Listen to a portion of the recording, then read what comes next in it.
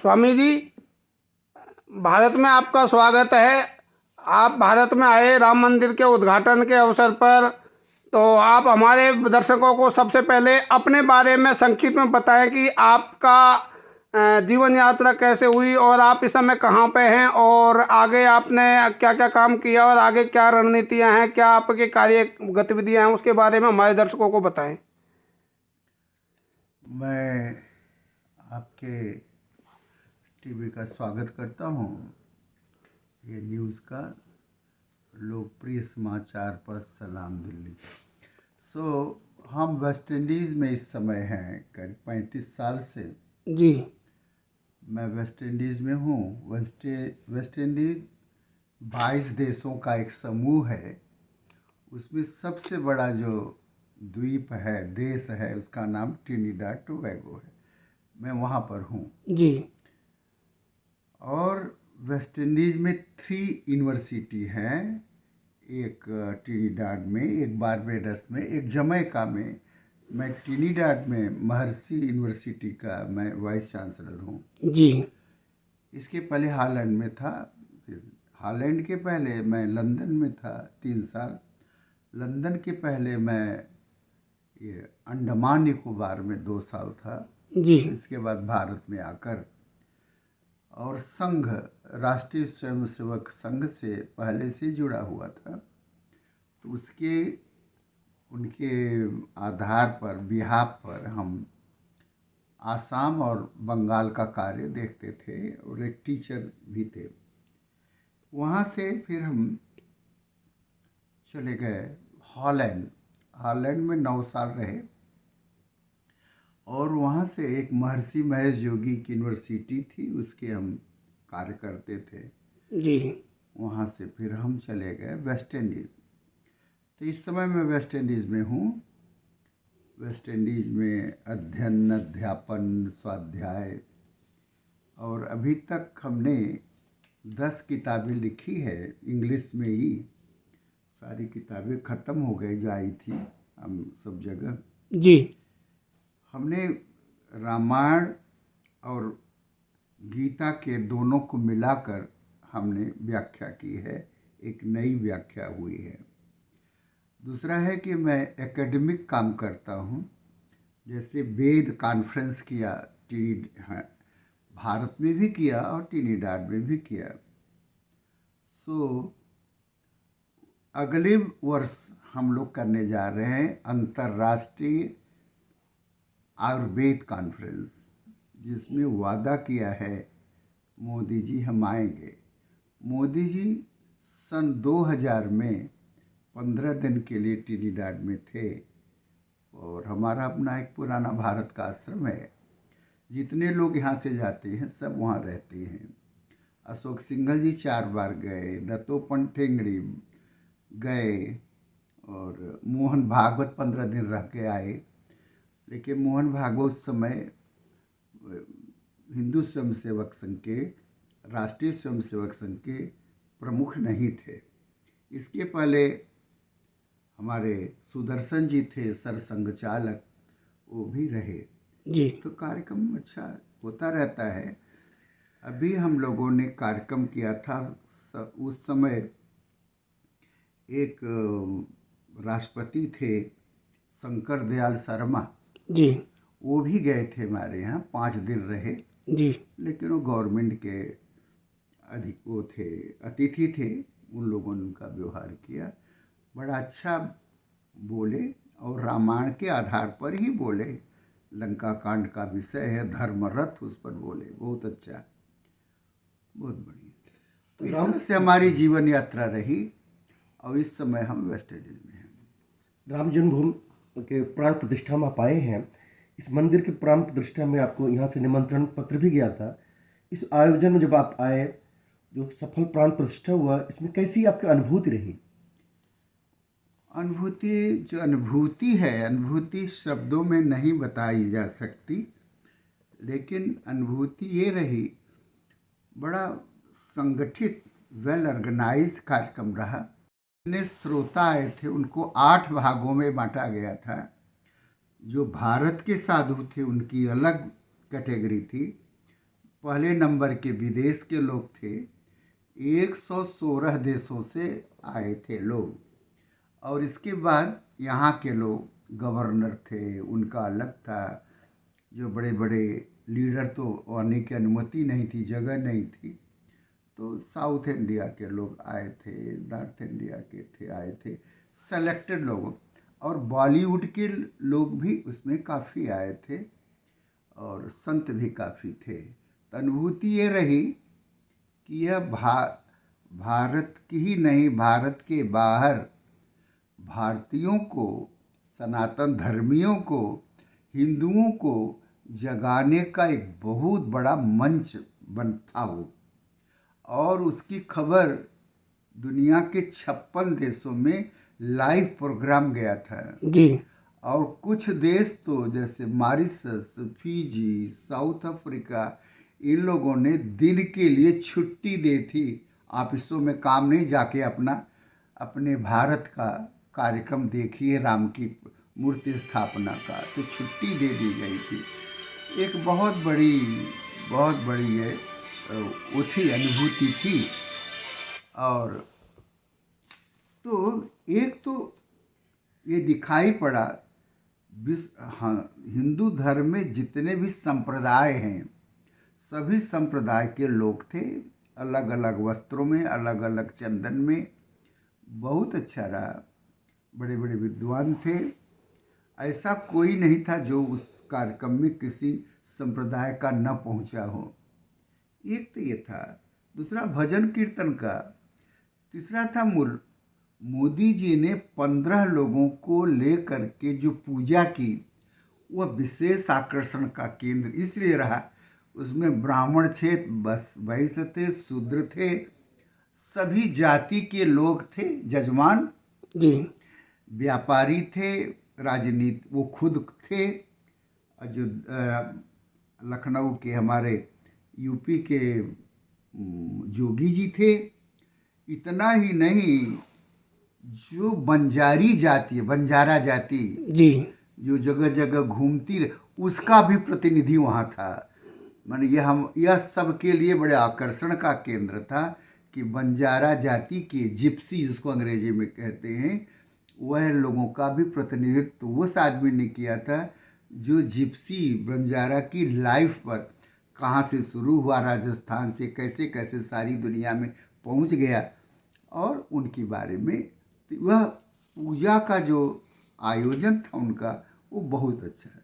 विद्वान जो पूजा करा रहे थे वो सब ऋग्वेद, यजुर्वेद, सामवेद, अथर्ववेद, चारों वेदों के विद्वान वहाँ पूजा करा रहे थे। तो बड़ा आकर्षण रहा, बड़ी अनुभूति रही उसकी। और इतनी शांति थी, जिस समय हेलीकॉप्टर से सभी श्रोताओं के ऊपर फूल बरसाए जा रहे थे, उसको देख कर, सोच कर काफ़ी लोगों के आंखों में आंसू थे। आंसू जाता तो भारत के बाहर से जो आए थे उनके लोगों में था। तो अनुभूति बहुत अच्छी रही। इस राम मंदिर से दुनिया को क्या संदेश मिला होगा?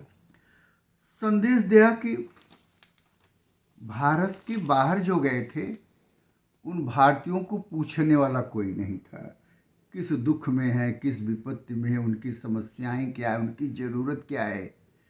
तो अब लगा भारत के बाहर हम लोगों को कि भारत के बाहर के लोगों को ध्यान करने वाली सरकार यहाँ पर है, जो हम सबका ध्यान रखेगी। हमारा ध्यान रखने का कुछ नहीं, हम पैसा नहीं चाहते भारत से। हम चाहते हैं कि हमारे ऊपर, हर देश में, हर समाज के ऊपर समस्याएं हैं, उन समस्याओं को सुनने वाला कोई हो भारत में। क्योंकि भारतीयों की स्थली तो भारत ही है। हर देश के, हर धर्म के लोगों का ह्यूमन राइट ग्रुप है। हिंदुओं का कोई ह्यूमन राइट ग्रुप नहीं है संयुक्त राष्ट्र संघ में, लेकिन इस सरकार ने संयुक्त राष्ट्र संघ में हिंदू ह्यूमन राइट का अधिकार दिलवाया।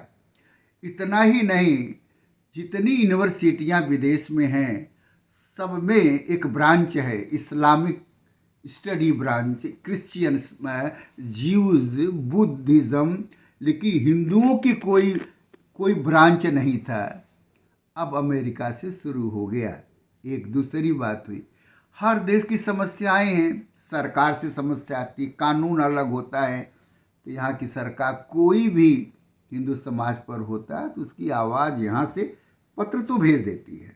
लोगों का ध्यान करने वाली सरकार और हमारी भारत माँ के लोग हैं, इसलिए थोड़ा हिम्मत है। तीसरी है, इधर मोदी जी के आने जाने से भारतीयों का सम्मान बहुत बढ़ा है। जी एयरपोर्ट से लेकर के हमारे पीले कपड़े में देखते हैं, वो अब भारत से यू आर इंडियन, ये हमने कहा, अब कहना शुरू किया हूँ, नॉट इंडियन, आई एम भारतीय, हम भारत से हैं, तो उनको तुरंत भारत बोलने लगते हैं। जी और दूसरी बात है, नमस्कार नमस्ते सब कहने लगे, नहीं तो अपना अपने धर्म के लोग बोलते, हिंदुओं के लिए कुछ बात नहीं थी। अभी आयुर्वेद सेंटर मॉस्को में खोलने की बात थी, जब पिछली सरकार थी उसने अनुमति, कुछ रिपोर्टें नहीं भेजा, और इस सरकार के आने से आपके मॉस्को में अरे आयुर्वेद का सेंटर खुल गया। इस सरकार ने भी पैसे दिए, वहाँ के लोगों ने पैसे दिए, तो हमारी ज़रूरत, आवश्यकताओं, आकांक्षाओं को सोचने वाली एक सरकार इस देश में है। और इस मूर्ति स्थापना से तो हो गया, सिद्ध हो गया कि नहीं, एकदम कोई हम लोगों का नेग्लेक्ट नहीं कर सकता। अच्छा, पूरे विश्व में हर धर्म के अलग अलग घोषित, जैसे मुस्लिम कंट्री 57 मुस्लिम कंट्री है, तो भारत अभी हिंदू राष्ट्र घोषित नहीं है, क्या राम मंदिर उसकी पहली सीढ़ी है? हिंदू राष्ट्र घोषित की हम प्रतीक्षा नहीं करेंगे, कार्य शुरू हो गया है जी। और हिंदू यूनिवर्सिटी अमेरिका में खुली है जी। पहले हिंदू यूनिवर्सिटी नाम से कुछ था ही नहीं, हिंदू, क्योंकि सरकार यहाँ की नहीं कहती थी। अब हिंदू यूनिवर्सिटी खुल गई अमेरिका में, और फ्लोरिडा में खुल गई, अध्ययन होने लगा, हिंदू की ब्रांचेज होने लगी। अगर हिंदू राष्ट्र घोषित करेंगे ही, न भी करें तो हम लोगों को कोई अब वो नहीं है कि हम काम कर रहे हैं अपना। अच्छा, G20 में जब भारत का यहाँ पे पूरे विश्व का सम्मेलन हुआ और उसमें वसुधैव कुटुंबकम को हमने अपना एक, जैसे शास्त्रों में जो कहा गया, उसको हमने अपना एक आदर्श माना, और राम मंदिर के बाद में इसको विश्व वसुधैव कुटुंबकम के बारे में आप क्या कहना चाहेंगे? वसुधैव कुटुंबकम केवल नारा था अभी तक जी। लोग बड़े बड़े वक्ता वसुधैव कुटुंबकम अर्थ उसका नहीं समझते थे, न हृदयंगम नहीं कर पाते थे। जी। अब वसुधैव कुटुंबकम का मतलब है कि सारी दुनिया की समस्याओं को भारत पहले सोचे, यह पहला लक्षण है वसुधैव कुटुंबकम। जी। दूसरा है कि जो वहाँ भारतीय रहते हैं जी, उनकी समस्याओं पर ध्यान और विचार और पत्र व्यवहार तो करे कोई। जी। तो मैं समझता हूँ कि अब हो गया और सब विचार करने वाला, ये वसुधैव कुटुंबकम की बात है।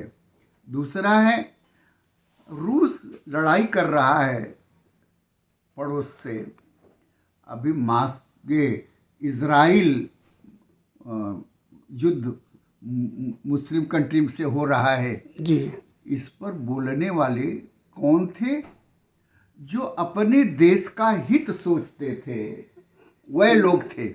इस लड़ाई से हमारे देश को क्या फ़ायदा, इस लड़ाई से हमारी इकोनॉमी को क्या फ़ायदा, हमारी जैसे क्या। लेकिन ऐसा भारत नहीं सोचता। मोदी अभी तक दोनों की भलाई की बात सोचते हैं, भारत की बात सोचते ही हैं, लेकिन अपने देश के हित की भी बात सोचते हैं। यह हुआ वसुधैव कुटुंबकम का अर्थ हुआ। जी। जैसे अभी कहीं विपत्ति आती है, बरसात हुई तो अमेरिका पहले पहुंचता था। जी। कहीं भूखमरी है तो अमेरिका पहले पहुंचता था, कहीं लड़ाई हुई तो जल्दी वो बोलता था।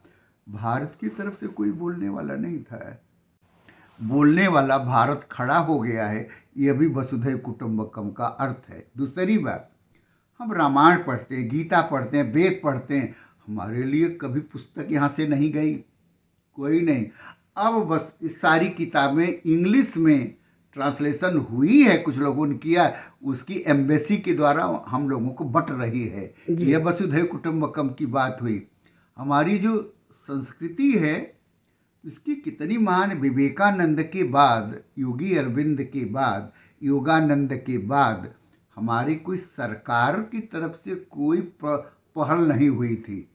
अब इन संतों के कार्य के बाद सरकार से की द्वारा भी वह विचार होने लगा, ये वसुधैव कुटुंबकम की वसुधैव अब नारा नहीं रह गया, एक एक्शन में आ रहा है, एक क्रिया। हम लोग तो थे ही हर देश में, खाली वेस्ट इंडीज में अकेला साधु हूँ, आते हैं चले जाते हैं, मैं परमानेंटली वहाँ हूँ।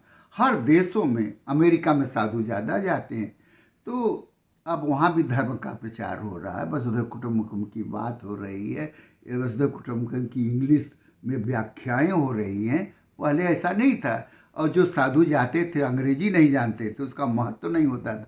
अब पढ़े लिखे अच्छे वेल क्वालिफाइड साधु लोग जाने लगे हैं और प्रचार होने लगा है। अच्छा स्वामी जी, जिस तरह से राम मंदिर का उद्घाटन हुआ, पूरे भारत सहित पूरे विश्व में एक तरह से खुशी का माहौल है, लेकिन इसको लेकर अपने देश में कुछ लोगों को, और जैसे अभी ओपेक ने भी एक मीटिंग की है कि ये भारत में क्या हो रहा है, तो उसके ऊपर बाहर विदेशों में क्या चर्चाएं हो रही हैं?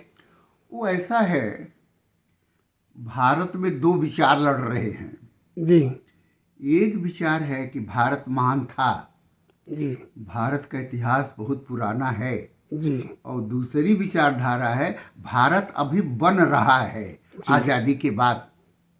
ये जो भारत बन रहा है 1947 के बाद, वह लोग हिंदुत्व पर, भारत पर, हिंदू राष्ट्र उंगली उठा रहे हैं, जी लेकिन धीरे धीरे कमज़ोर हो रहे हैं, कि राजनीतिक दृष्टि से भी कमज़ोर हो रहे हैं। दूसरा है, इस हिंदुत्व के विचार से, मंदिर के निर्माण के विचार से हमारे देश की इकोनॉमी बढ़ रही है। जी अब मंदिर 7 दिन हुआ बने और 5,500 लाख करोड़ रुपया आ गया इकोनॉमी। सारी सड़क बन गई, इतनी गंदी थी अयोध्या, इतना गंदा था कि हमने कहा था हम नहीं आऊँगा, लेकिन अब लगा कि बार बार यहाँ आना चाहिए मुझे। रास्ता बन गए, सड़क, जो व्यापारी थे कि हम लोगों का व्यापार दुगना बढ़ गया अयोध्या के मंदिर और एयरपोर्ट के बन। नौजवान लोग मिले, जो हमें टैक्सी चलाने वाले हमें मिले थे, हर को मिले थे, एक एक मिले थे, कहा बाबा हम लोग टैक्सी पर कभी पैसा नहीं कमा पाते थे, अब पैसा मिलता है। और 3,000 नौजवान बच्चे एयरपोर्ट, रेलवे स्टेशन पर नौकरी मिल गई, जी नहीं तो सब बेकार बैठे हुए थे। जी जो लोग कहते हैं नौजवानों के देश में बेकारी ज़्यादा है, अरे तब बेकारी ज़्यादा थी, अब तो रास्ते खुल गए हैं। मोदी जी ने राम मंदिर प्रांत प्रतिष्ठा पर कहा है कि अब हमें रुकना नहीं है। हाँ, बात सही। और इस पर आपका क्या विचार है, उनके तात्पर्य क्या रहा होगा? नहीं, रुकना नहीं है, माने इकोनॉमी बढ़ जाएगी, हम 5वें रंग के वो इकोनॉमी का आधार बन रहे हैं। तो एक तो इकोनॉमी बढ़ जाएगी, हमारा विस्तार होगा। उन्होंने कहा विकास, तो विकास के बारे में हम संतों का, विकास की व्याख्या दूसरी है, मोदी की अलग है। मोदी की विकास की परिभाषा है अच्छी सड़कें बन जाए, अच्छे मकान बन जाए, अच्छे अस्पताल बन जाए, अच्छे स्कूल बन जाएं और एजुकेशन बढ़ जाए, ये उनकी व्याख्या है। हम लोगों की व्याख्या समाज बन, सड़क भड़क बन जाएगी, इंसान कब बनेगा? इंसान कब बनेगा? इंसान में ऑनेस्टी, ईमानदारी कब आएगी? झूठ बोलना कब, लड़ाई कब बंद होगा? घर घर, परिवार परिवार में। दूसरा है विकास की बात कर रहे हैं, हमारे परिवार टूट रहे हैं, परिवारों में प्रेम नहीं रह गया है, यह कब आएगा? हम लोगों की विकास की परिभाषा, अध्यात्म की व्याख्या विकास की और राजनीतिज्ञों का व्याख्या विकास की अलग अलग है।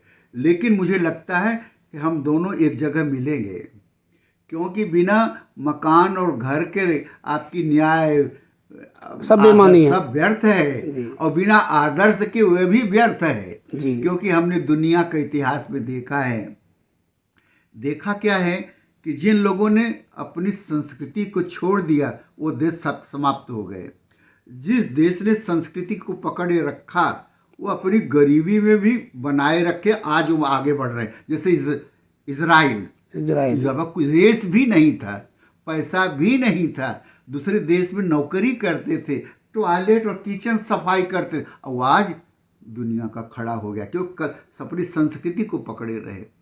और ये जो व्याख्या करने वाले हैं कम्युनिस्ट, कांग्रेस, और ये जो जिसको सेकुलर कहते हैं, जी। सेकुलर, भारत का सेकुलर अलग है, विदेश का सेकुलर अलग है। वहाँ का सेकुलर है, अब क्या सेकुलर है, चुनाव हुआ ब्रिटेन का चुनाव हुआ, जितने पार्लियामेंट जीते, दूसरे दिन चर्च में जाकर के पढ़ते हैं बाइबिल। तो क्या वो धर्मनिरपेक्ष नहीं है? दो पार्टियां हैं, वो कभी वो पार्टियां जाकर के और अपने चर्च में जाके कर, यहाँ कोई एमएलए एमपी मस्जिद में जाने की हिम्मत नहीं है, क्योंकि इतना गंदा कर दिया है, सेकुलर का अर्थ कर दिया है। तो सेकुलर का अर्थ भी यहाँ भी बदलने वाला है। सेकुलर का एक ही अर्थ है, सर्वधर्म समभाव, सभी धर्म बराबर हैं, यह विचार। लेकिन पहले हिंदू धर्म को बचा के रखना होगा, कि अगर हिंदू धर्म नहीं बचा तो यहाँ मुसलमान हो गया तो ये धर्म नहीं बनेगा, तब कोई हिंदू भी नहीं रहेगा, ईसाई भी नहीं रहेगा। तो हिंदू धर्म का बहुमत होना इस देश में जरूरी है, वो भी साथ में रहें। आपके कहने का तात्पर्य ये है कि जब तक हिंदू भारत में है तभी तक देश धर्मनिरपेक्ष रह पाएगा। हाँ, रह पाएगा, बात सही है। जब तक हिंदू है तभी तक धर्मनिरपेक्ष रह पाएगा, नहीं तो नहीं रह पाएगा। 57 देशों में कोई दूसरा धर्म पनप पाता है? नहीं। मुस्लिम देश है ना, क्रिश्चियन देश में वो धर्मनिरपेक्ष हैं, लेकिन वो धर्म दूसरा है। भारत का धर्म निरपेक्ष हम लोगों की समझ भी नहीं आता है, न तो राहुल गांधी का आता है और न तो कम्युनिस्टों का आता है। ये धर्मनिरपेक्ष क्या? धर्मनिरपेक्ष रूस था, अब तो धर्मनिरपेक्ष नहीं रह गया ना। अब तो चर्च बनने लगे, चर्च की सफाई होने लगी। हम गए थे 3 बार, हम रूस से होकर के आए। वो ऊपर का जो क्राउन है वो सोने से बनाया जा रहा है रूस में। वो ऑर्थोडॉक्स कहते हैं, अपने ऑर्थोडॉक्स क्रिश्चियन हैं, और यहाँ ऑर्थोडॉक्स गाली हो जाती है। तो इसलिए ये जो विकास का अर्थ है अब बदल रहा है, बदलेगा, बदल जाएगा। जो कह रहे हैं कि हमें आगे बढ़ना है, तो आगे बढ़ने का मतलब यही है। इस देश में हिंदुत्व और हिंदू संस्कृति, हिंदू धर्म और मजबूत हो, इसके लिए क्या संदेश देना चाहेंगे? इसके लिए धर्म मजबूत हो, इसके लिए तो नए बच्चों में शिक्षा की जरूरत है। उनको गीता रामायण पढ़ाई जाए। गीता रामायण आप स्कूलों में लाओ, अभी तक नहीं है, मोदी के आने के बावजूद, तो बच्चों को पढ़ाई जाए। परिवारों में एक नियम बनाया जाए, जो नहीं बन पाएगा, कि सुबह उठ के कम से कम प्रार्थना तो करें। ये नहीं हो पाएगा। दूसरा है कि हर स्कूलों में शिक्षा, साधु संत हैं, साधुओं में 3 प्रकार के साधु हैं। एक साधु टाप है, उनको समाज से लेना देना नहीं है। दूसरे प्रकार के साधु हैं, पैसे इकट्ठा करना, टीवी और रेडियो पर बोलना, उसी से नाम हो जाना एक दूसरे। तीसरे साधु हैं, वो जादू टोना के बीच में पड़े हुए हैं, उनके बहुत ज़्यादा कोई ज्ञान भी नहीं है, ज्ञान चाहते भी नहीं है, पैसा मिल जाता है जादू टोना से, जंत्र मंत्र और ये अंगूठी फंगूठी से जितना कुछ है ये हो जाता है। हम लोग पूछते हैं, आप कोई अंगूठी नहीं पहनते? उनका हम नहीं पहनते, अपने भीतर की दिल की अंगूठी। तो ये जो शिक्षा जब होगी तो मैं समझता हूँ कि ये हिंदुत्व अपने आप प्रकट होगा।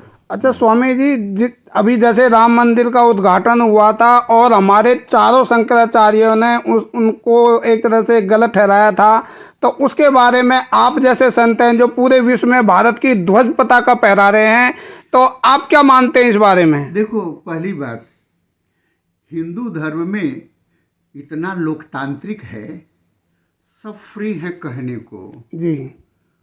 हमारे यहाँ किसी की तरह कंट्रोल नहीं है, यही कहोगे नहीं तो सिर काट देंगे, ऐसा नहीं है जी। तो हमारे जो आपकी इज्जत प्रकट करो। तो 4 शंकराचार्य थे, 2 शंकराचार्य शांत थे, अंत में वो पक्ष आए, बोल नहीं सकते थे, क्योंकि निखिलानंद जी जो हाँ जी थे वो बड़े बुजुर्ग गए, ये लोग सब बुजुर्ग की इज्जत करते हैं। सबसे ज़्यादा अविमुक्तानंद ही ज़्यादा बोले।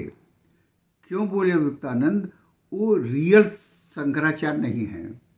उनके केस का, उनकी गद्दी का मुकदमा चल रहा है।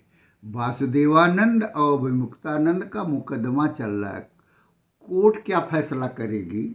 ये तो कोर्ट ने एक फैसला किया कि कुछ एक साथ विद्वान बैठ करके निर्णय करें कि कौन उस गद्दी पर बैठेगा।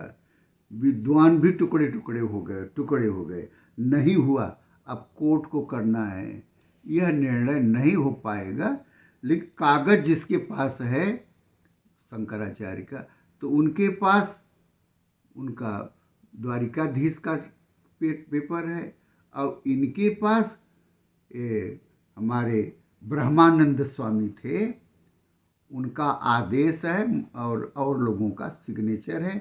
लेकिन सबसे बड़ी बात है, इनके साथ विश्व हिंदू परिषद और संघ खड़ी है वासुदेवानंद के साथ। ये सरकार चाहेगी तो निर्णय हो जाएगा, तब हो जाएंगे। अभी आपने पिछले कुछ वर्ष पहले आपने रामचरितमानस का, तुलसीदास जी के रामचरितमानस का डच भाषा में अनुवाद किया था। आगे रामचरितमानस के बारे में आपकी और क्या अगली योजनाएं हैं? अब मैं बताऊं, तुलसीदास रामायण को डच भाषा में मैं अनुवाद किया। 2000 कापी यहीं से छपवाया, भारत से बिक गई, अब और छपाना है। अनुवाद किया और रातों रात विदेश में बिक गई, वही रह गई भारत में। यहाँ तो राजनीतिक एजेंडा महत्वपूर्ण है धार्मिक एजेंडा के अलावा। जैसे स्वामी प्रसाद मौर्य हैं कोई, उनकी ज़बान पर तो कोई लगाम लगा नहीं सकता है, तो क्योंकि लोकतंत्र में लगाम है ही नहीं, स्वतंत्र है, वो बोल रहे हैं, उनके बोलने से कुछ नहीं होगा, कुछ भी नहीं होगा। रावण बोला, कुछ नहीं हुआ। कंस बोला, कुछ नहीं हुआ। अंग्रेज सताया हम लोगों को, कुछ नहीं हुआ। 700 वर्ष तक इस्लाम ने सताया, कुछ नहीं हुआ। यह कांग्रेस तो कभी नाम ही नहीं लेती हिंदू, तो इससे भी कुछ नहीं होगा। स्वामी नाम इनको बोलने से कुछ फायदा नहीं होगा। हम रामायण के प्रचार में 50,000 साधु रामायण पर बोल रहे हैं, उनका असर होगा कि नेताओं का असर होगा? तो उसके लिए हम भयभीत नहीं, उसको बोलने दीजिए, बोले। दूसरे धर्म पर नहीं बोल सकता, का हिंदू धर्म उदार है, विस्तार है, तो बोल सकता है। अच्छा स्वामी जी, अभी आप जैसे यहाँ से भारत में आए और भारत में भी आपने काफ़ी कई दिन से यहाँ पे विराजमान है और रह रहे हैं। इस भारत के अंदर में जो राम मंदिर है, उसकी एक महक है पूरे विश्व में पहले ही जा चुकी है, सोशल मीडिया के माध्यम से, टीवी के माध्यम से। लेकिन एक संत के रूप में आप वहाँ पर जाएंगे तो वहाँ पे क्या लोगों को बताएंगे इस बारे में? जो जैसा देखा है वैसा बताएंगे, लेकिन अभी हम प्लान लेकर के जा रहे। हमारे सभी लोग रात को बैठे थे, प्लान लेके जा रहे। हमने हर पेपर की कटिंग इकट्ठी की है, इतनी जी, उसका प्रदर्शनी करेंगे, लगाएंगे कि अयोध्या में क्या क्या हुआ था, कैसे हुआ था। वहाँ से यहाँ से हमने हर तीसरे दिन न्यूज़ लिख के भेजता हूँ, वहाँ के पेपरों में छप रहा है। और तीसरी है, हम एल्बम बना रहे हैं, हर जगह का फ़ोटो लिए हैं जी, उन लोगों के सामने रखेंगे। और नवरात्रि के समय में पहले अप्रैल के पहले हफ्ते में है, हम लोग 9 दिन की कथा करेंगे, राम की महानता के बारे में करेंगे, और अच्छी भीड़ होती है। कोशिश कर रहा हूँ कि हमारे president of the West Indies Trinidad के वो आके रहें, क्योंकि पहले आते थे, और ये अभी नई बनी हैं, फीमेल हैं, तो ये भी आएंगी। इसीलिए मैं जल्दी जा रहा हूँ, मैं 2 हफ्ता और रुकना चाहता था, तो मैं जा रहा हूँ। अभी जाते समय भारत के लोगों को जो राम मंदिर सनातन के विरोध में हैं और जो नहीं भी हैं, सबके लिए आप अपना क्या संदेश देना चाहेंगे? देखिए, जो विरोध में हैं उनको समझाने की लोग कोशिश करें, और समझाने में संत और पॉलिटिशियन दोनों की ज़रूरत है, और समाज की जागरूकता कैसे लोगों को थोड़ा सा दूरी रखें। और जो यहाँ पर विरोध है, विरोध ज़्यादा दिन का नहीं, वो जानते ही नहीं, उन्होंने रामायण पढ़ा ही नहीं है। यह रामायण की फिलॉसफी, अभी हम चाइना गए थे, कम्युनिस्ट देश है, अभी तक है। हमने 16 दिन थे वहाँ, 10 दिन हमने फिलॉसफी ऑफ रामायण पर बोला। जब मैं बोलता था तो मेरी इंडियन अंग्रेजी 7 प्रकार की है, इंडियन अंग्रेजी का चाइनीज भाषा में मशीन अनुवाद कर रही थी। जो शब्द नहीं पकड़ पाती थी चुप हो जाती थी। 700 लोग हमारी कथा को सुने वहाँ पर, और मुझे बहुत आनंद आया। ठीक है, वो आए तो लोगों ने बताया था कि कथा सुनने के बाद प्रणाम करना चाहिए। तो प्रणाम क्या करते थे, चाइना के लोग पैर नहीं छूते थे, ये मेरी दाढ़ी को छूते थे। उनके यहाँ दाढ़ी महत्वपूर्ण होती है। चाइनीज में दाढ़ी ये तो नहीं होती है, इधर तो बाल होता नहीं है, इतना नहीं होता है, इसी को छूते थे। भारत में कोई दाढ़ी छूट दे झगड़ा कर लूँ मैं, लेकिन चाइना में ऐसे रहा। और चाइना के लोग अंग्रेजी नहीं जानते हैं। एयरपोर्ट पर 2 लड़कियां बैठी हैं, वो ट्रांसलेट करती हैं। तो भारत में यहाँ तो टैक्सी वान भी अंग्रेजी बोल रहा है, सब कुछ बोल रहा है। बहुत बहुत धन्यवाद स्वामी जी, आपने हमें समय दिया, इसके लिए आपका बहुत बहुत हार्दिक आभार। हमें भी अच्छा लगा। ये कई दिन रोज पत्र लिखते थे, लेकिन मैं इतना परिव्राजक घुमंतु हो गया हूँ।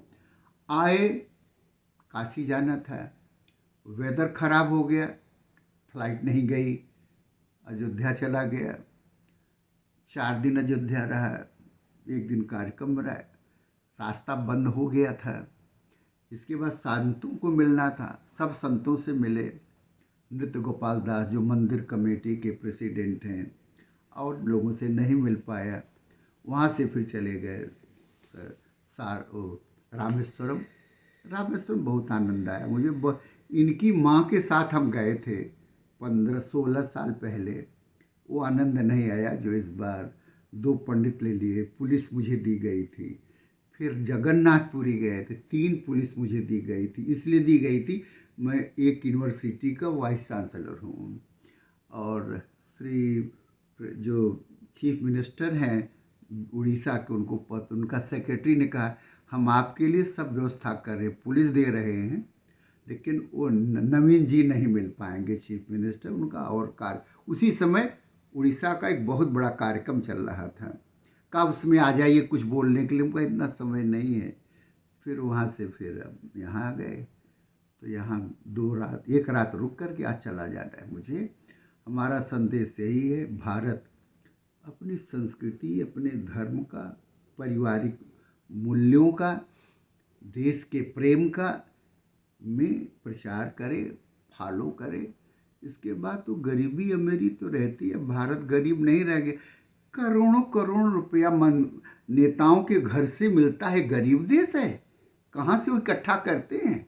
हम लोग कठोर मेहनत करते हैं तभी पैसा नहीं आता है, वो लोग नेता बनते ही पैसे बन जाते। इसकी खबर विदेशों में जाती है, बड़ी लाज लगती है। ये भी लाज लगती है कि पैसा लेके सवाल पार्लियामेंट में हो रहा है। अभी हमें लज्जा लगती है, लोग क्योंकि आजकल मीडिया तो खुल गई है, एक चीज छोटी बड़ी जा रही। स्त्रियों के साथ अत्याचार उसकी जाती है, गरीबों की फोटो खींच करके। ये जो CNN है, अभी मंदिर के बारे में जो रिपोर्ट दिया है, अब आज ही नॉर्वे से लोगों ने लिखा है, तो अरे वो बोलता है आप कुछ बोलते हैं, तो क्या करें, तो चलता रहेगा। तो बहुत बहुत अच्छा है। टीवी, आपकी टीवी को बहुत बहुत धन्यवाद है। आगे बढ़िए, काम करते रहिए, हम तो बीच बीच में आते रहते हैं। यह हरिओम।